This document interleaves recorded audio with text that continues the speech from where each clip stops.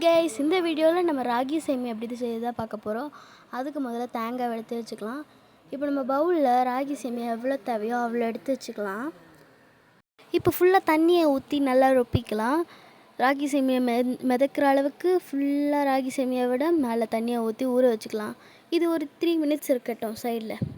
இப்போது நம்ம தேங்காய் துருவி வச்சுருந்தோம்ல, அதை எடுத்து மிக்சியில் போட்டு நல்லா இந்த மாதிரி அரைச்சிக்கலாம், தூள் மாதிரி. இப்போது சைடில் கொஞ்சம் சுகரை எடுத்து வச்சுக்கலாம். இப்போது இட்லி குண்டால் நம்ம ஊற வச்சுருந்த ராகி சேமியாவை கொஞ்சம் கொஞ்சமாக பிழிஞ்சு போட்டுக்கலாம். மேலே ஃபுல்லாக அப்ளை பண்ணிக்கலாம். இப்போது இதை நம்ம ஃபுல்லாக போட்டாச்சு. இப்போ நம்ம மூடி ஒரு 5 மினிட்ஸ்க்கு நல்லா வேக விட்டு எடுத்துக்கலாம்.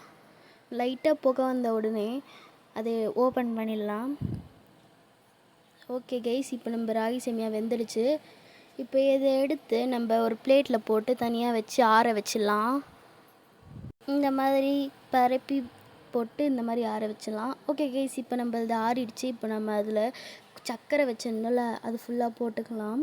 இப்போ நம்ம மிக்சியில் அரைச்சி துருவி வச்சுருந்த தேங்காவை ஃபுல்லாக அப்ளை பண்ணிக்கலாம். இப்போ நம்ம அதை அப்படியே கலக்கிக்கலாம். கைஸ், நம்மளுடைய ராகி சேமியா ரெடி. உங்கள் வீட்லேயும் ட்ரை பண்ணி பாருங்கள் கைஸ்.